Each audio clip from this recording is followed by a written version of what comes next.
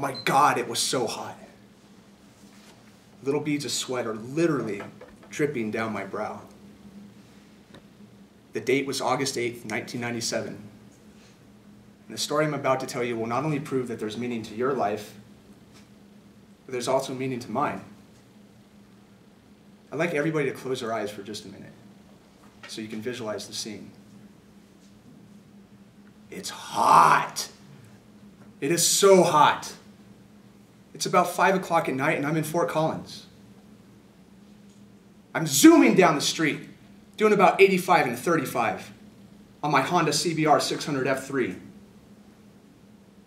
That's a motorcycle, for those of you that didn't know. It's a race-ready, barely street-legal rocket on wheels. Can any of you picture what happens next? Oh. Yeah. The little Toyota pickup truck was turning left and pulled out in front of me. I was going way too fast to stop. Sort of. That's not entirely true either. I did eventually stop. When I did, I was 15 feet on the other side of the vehicle, and I had compound fractures of both my femurs, 3 cracked, and 3 broken ribs. At 85 miles an hour, I slammed into that truck so hard, I actually moved him 4 feet and blew out all 4 tires. I remember lying there on that asphalt, this sticky, bleeding, mangled mess. My right leg was twisted 180 degrees, and my foot was right here by my head. The last thing I remember is the paramedic standing over me saying, "Son, we have to straighten out your leg to put you on the stretcher, and it might hurt." I guess he was right. It must have hurt. That's the last thing I remember.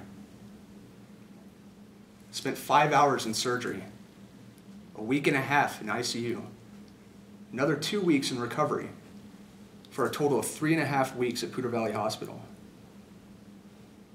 You ready for the really crazy part of the story? I actually died 3 times.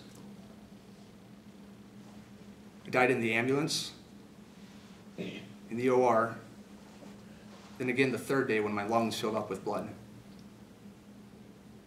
And trust me, after 25 days in the hospital and choking down hospital food, I almost wished I had. I have a titanium rod that runs the entire length of my right femur, 1.25 inches by 3-inch steel plate with 3 steel screws in my left knee. I spent over a year in physical therapy and rehab just trying to relearn how to walk. And get this, I actually had to move back in with my parents during all of that. That was traumatic for all of us.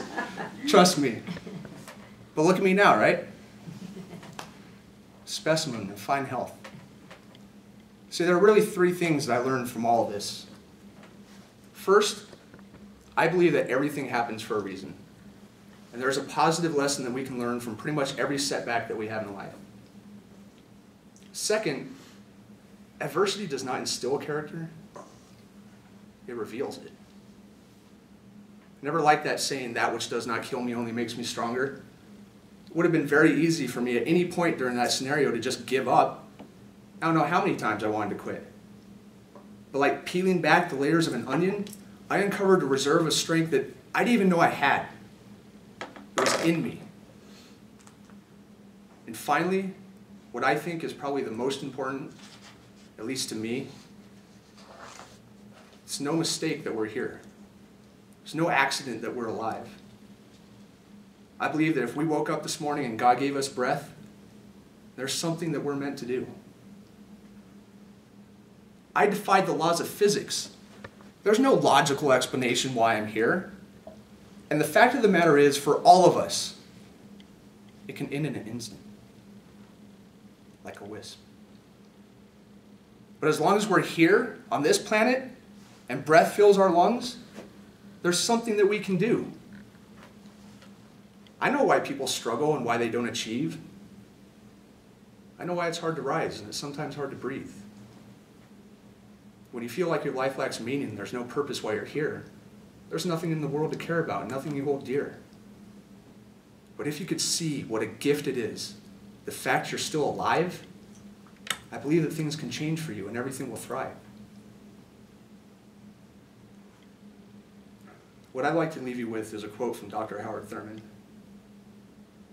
He once said, "There is something in each and every one of you that waits